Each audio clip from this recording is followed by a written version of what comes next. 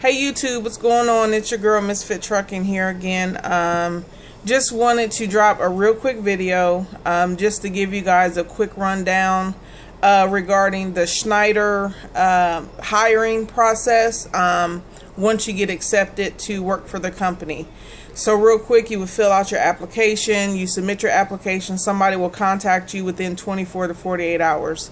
Once they ask you a couple questions, they'll then say that your specific recruiter will contact you, and then they'll give you a phone interview. Once you pass your phone interview, they'll set up a time and date for you to go to a specific location for your orientation/training. Prior to that, you need to have a drug test done, which does include the urine and the follicle test, the hair follicle test. The hair follicle test does go back 90 days, so try not to do any of that stuff. And if you have known that you have done, don't even try it because it will come up. So once all of that is done, you go to your orientation site. Your first day is pretty much is going to consist of drug testing, being drug tested again. You have to sign paperwork. They'll do a urine drug test. You'll see a doctor to do a physical, like bend over, touch your toes, check your, your eyes, cover up your eyes, read the little lines, hit your knees, the little reflex thing, and all of that good stuff, and listen to your breathing and your heart. Then you'll go upstairs, and then they have you do a series of like a DOT physical. You have to do something where you're stepping up and down off of this block, which is an example or simulates you getting in and stepping in and out of the truck. So you have to do that for like a minute. Then you have to carry some weights in this basket. I think it gets up to like 80 pounds. You have to carry at least up to 80 pounds. You have to stoop up underneath this table, which simulates you having to stoop or crouch up underneath the trailer to inspect the trailer with your flashlight, and also to make sure that your kingpin is locked into your lock and draw properly. So once all that is done, you'll go back to the classroom. They'll welcome you. They'll go over your expectations, your mannerisms, being respectful, being professional, what Schneider expects of you. And their primary rule is always safety first. So they're very, very, very big on safety. Not because they're being jerks or anything like that. There are specific reasons why Schneider promotes safety. Somewhere along the line, somebody either did something stupid, or somebody got hurt, or somebody got killed. So so they're basing that off of something that happened. So these are the reasons, and just years of experience from truck drivers and the teachers there, so that's pretty much your first day. Your second day, you'll come in, you'll be matched together with your trainer while you're at school, trainer/instructor. They will go out and take you out on the road. Most of us, if you've already graduated from truck driving school, we should already know how to drive a stick. But there's some people like me, I was still kind of rusty a little bit or whatever, but I knew how to, basically drive a truck and shift. They'll take you out on the road. They'll show you button hook turns, how to identify button hook turns, according to, if you're coming up on a light and you need to make a right hand turn, if there's a big old pole, if there's a building blocking your view, and if you can't see where you need to turn right, then 9 times out of 10 you're probably going to have to do a button hook turn. So anyways, your instructor will show you how to do that, how to set up for your button hook turn. They'll show you the downshifting, just to see, if you're rusty or smooth, or where you need work, as far as in those areas. And then they'll also make sure that you're not doing something that's not safe. So they're very, very strict. I will tell you that we started off with 15 people in our class. By the third day, we was down to 9, and by Friday, we was down to 6 or 7. So, and I mean, these are people leaving during the week. They don't play. They will pull you to the side and just tell you, no, now's not your time. You just, try us again in a year. Or, I know somebody who they did something that was considered unsafe for Schneider. And they told them that, they could not accept that person to try back and apply again in a year after having a refresher course or something like that.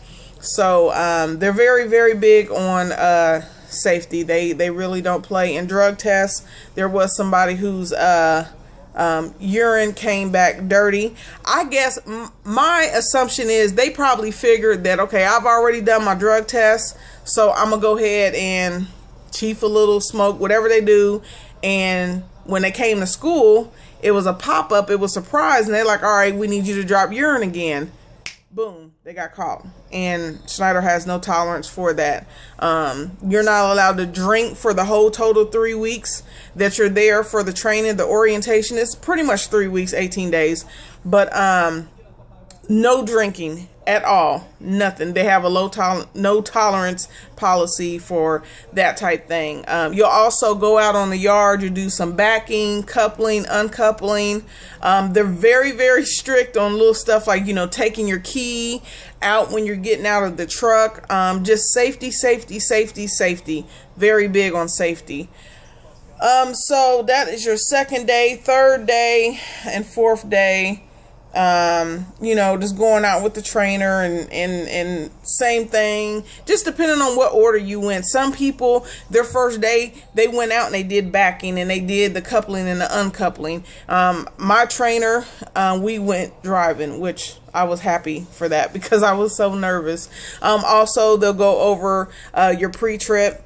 They give you the pamphlets for the pre-trips, the post-trips, the TIVs, your coupling, your uncoupling. They give you pamphlets for all that, so you don't have to remember anything verbatim. They have that there for you to look at so that you know exactly what it is that you need to do. So when you go to test, you can actually use your pamphlet, which was an awesome thing because there was parts of the truck that was on their pre-trip that I did not learn in my truck driving school that I went to. The part of the TIV that I learned that I knew nothing about, that's a good thing. So, when you're have to go to the pilot or the Flying J and you need to stop, you need to go take a potty break, you park your truck and you go in there, you use the bathroom, you find out that there's a Taco Bell or a Pizza Hut in there and you want to shop around. So you're in there for a little bit, or you might even take your 30-minute break in there. So when you come back, you really, really want to inspect your truck and your trailer, make sure nobody did some foul stuff to your equipment and try to harm you. When my instructor first told me this, I was like, what? I'm thinking, if we all are in the same industry, we are all in the same business, we are all supposed to be brother and sisters of the trucking industry. Why would somebody want to jeopardize you like that? And she was just telling me like, hey, you might piss somebody off. You might be going 5 miles under the speed limit because you're a newbie and they feel like you're holding them up, or excuse me, you never know. So just a good thing to make sure that you check your trailer and your tractor and all that when you come out from when you left your truck. So that's pretty much what that is. You have to do like a test for like a hazmat. It's like a little card that they give you because you can't go out with your trainer if you can't pass your hazmat testing until you actually go to the BMV to take the hazmat license test. And your instructor will grade you on your shifting, turning your corners, backing, coupling, uncoupling, pre-trip. You're allowed up to 25 points. If you go past 25 points, I think it's 25. Yeah, you're allowed 25 points up to 25 points to pass. Beyond that, then you fail. So, and then you're not able to go out to phase 2, which is going out with your actual trainer. So basically, that is the first week of orientation at Schneider. Also, they do the simulator, which shows you how to do snub braking when you're going down a hill so that, you know, you don't burn out your brakes. They show you how to correct a, like if one of your trailer tires blow out, it shows you how to correct that. If one of your steer tires blow out, they show you how to correct that on a simulator, because that's not something they can actually show you out on the yard. They have a lot of slow maneuvers going through the yard. I mean, it's awesome. I learned so much. My husband, he learned so much. It's an awesome experience. So I'm looking forward to the next phase. And so I just wanted to, you know, give you guys an update on what to expect if you do decide to apply at Schneider as a company driver or whatever the case may be.